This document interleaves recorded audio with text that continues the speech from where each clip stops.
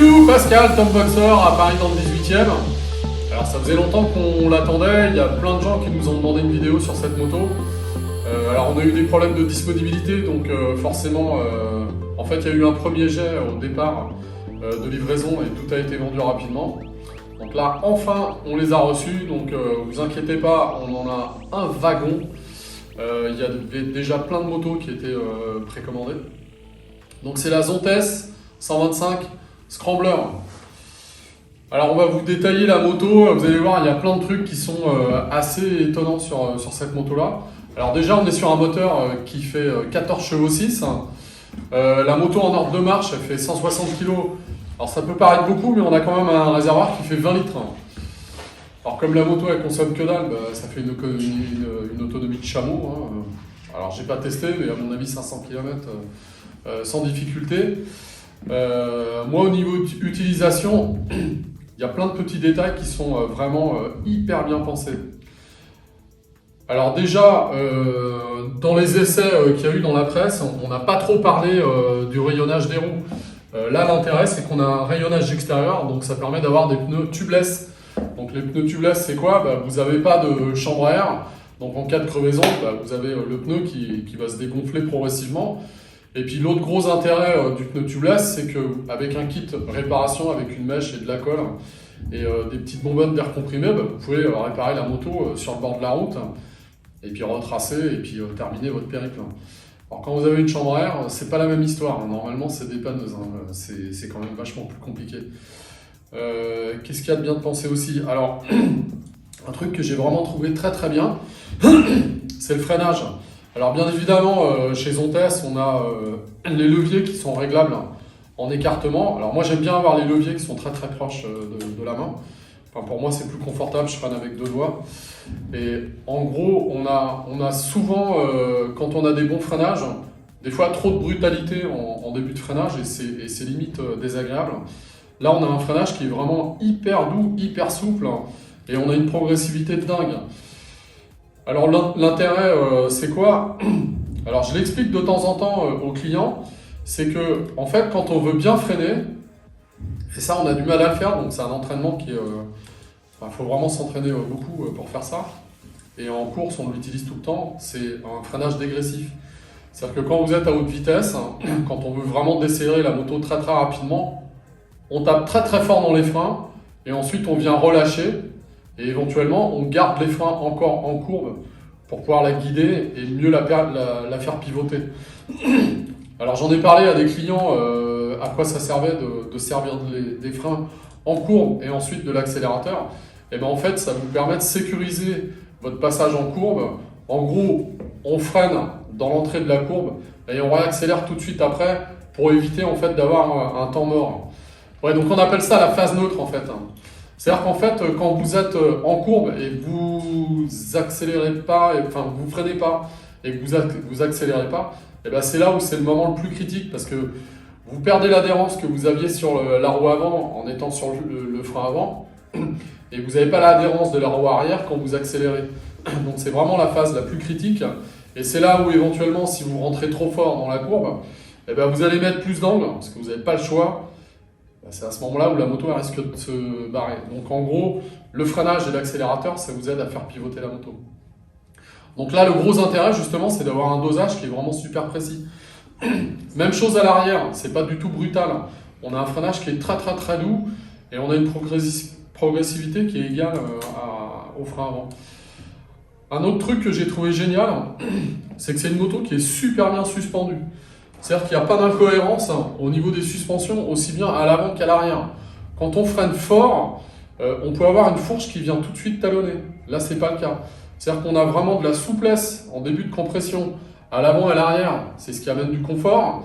Et par contre, quand on va très très fort dans le freinage, et ben, votre fourche est très très progressive.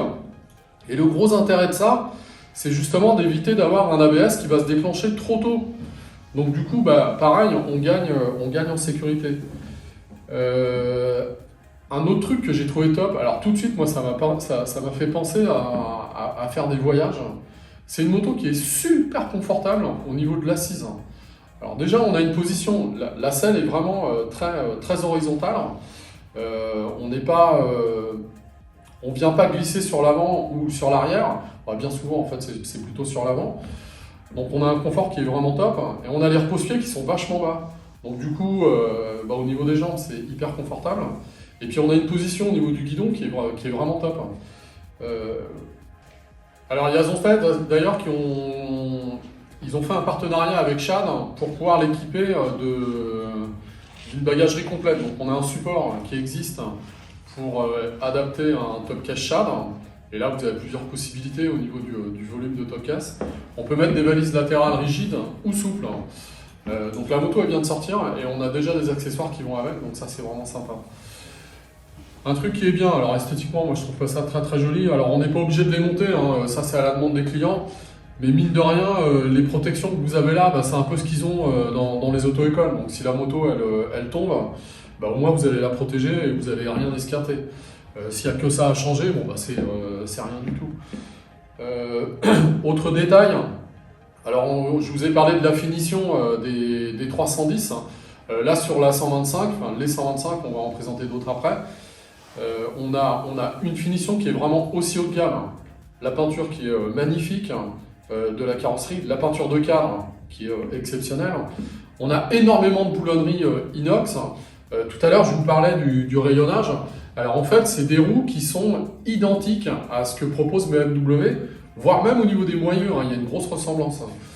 Par contre, l'intérêt de chez Zontes, c'est que déjà on a une peinture de super bonne qualité au niveau des roues, mais surtout on a des rayons qui sont en inox, avec des écrous de rayons qui sont aussi en inox. Pour information, c'est pas le cas chez BMW, vous avez de l'acier dessus, et qui dans le temps finit par s'oxyder. Une petite info qui est quand même intéressante, c'est que chez BMW, une paire de jantes, ça vaut quasiment le prix de la moto. Voilà. Alors il faut qu'ils m'expliquent comment ils arrivent à sortir une paire de jantes à 3000 €, parce que là, la moto, elle est à 3490 €. Alors le prix, 3490 €, on va vous mettre dans le descriptif tout le détail de la moto, comme ça vous aurez tout. Alors au niveau motorisation, on est sur un moteur de 14 chevaux 6, donc ça c'est ce que je vous ai expliqué tout à l'heure. Par contre, alors il est un peu différent du Roadster. Je pense qu'ils ont mis des calages d'arbre à cam un peu différents. En gros, sur la Scrambler, ce qui est vraiment sympa, c'est qu'on a un moteur qui est très très doux, très très souple, et qui a vachement de coffre à bas et mi-régime, et où la Roadster est un poil plus performante et plus péchue dans les tours. Alors c'est quoi l'intérêt de ça? En gros, on n'est pas obligé de la cravacher pour que ça marche.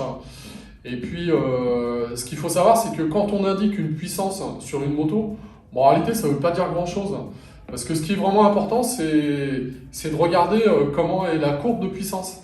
Parce qu'on peut avoir 15 chevaux, par exemple, à 10 000 tours.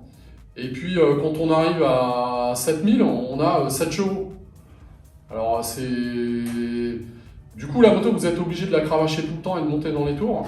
Alors, il y a un modèle qui est un peu comme ça, qu'on fait aussi. Alors, c'est rigolo. Mais ça n'a rien à voir par rapport à celle-là, où on a vraiment de la douceur, de la souplesse. Et à l'utilisation au quotidien, c'est quand même plus agréable. Alors, on va mettre la moto en route. Je fais toujours 1m73. C'est une moto qui est un petit peu haute quand même. Alors c'est vrai que pour les petits, ils seront peut-être un peu sur la pointe des pieds. Ceci étant, l'intérêt c'est qu'on a les pieds qui sont... on a vraiment du confort au niveau des jambes. Et à ce niveau-là, c'est vraiment sympa, quoi. Alors le bruit!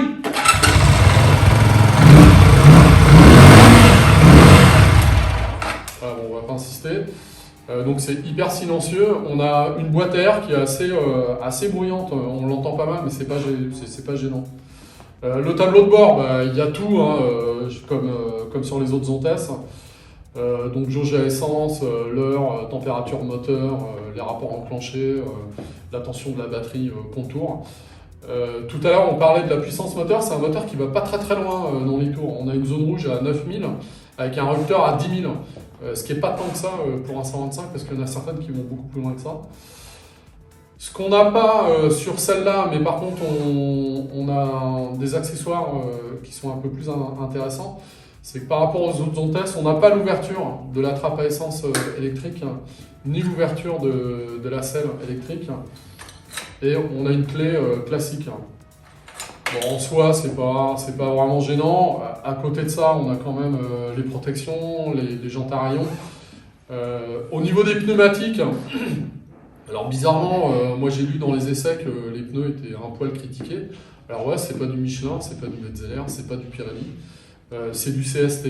Bah franchement, moi je les ai trouvés super bien. Déjà, le gros point fort, c'est que les carcasses sont vraiment souples et on les sent vraiment, donc ça apporte du confort et on sent vraiment une accroche assez impressionnante sur le sec et aussi sur le mouillé. Alors on peut les changer, hein, des fois il y a des gens, bah, c'est psychologique, il n'y a rien à faire, on ne peut pas lutter. On leur a dit que, bon ben voilà, on les change. Mais bon, en tous les cas, ils sont très bien pour moi. Voilà, bah, je vous dis à une prochaine fois. On va enchaîner sur une autre vidéo, toujours chez Zontes. Je vous dis à la prochaine fois. N'oubliez pas de cliquer, de partager. Ah, ciao, ciao! Salut les petits loups!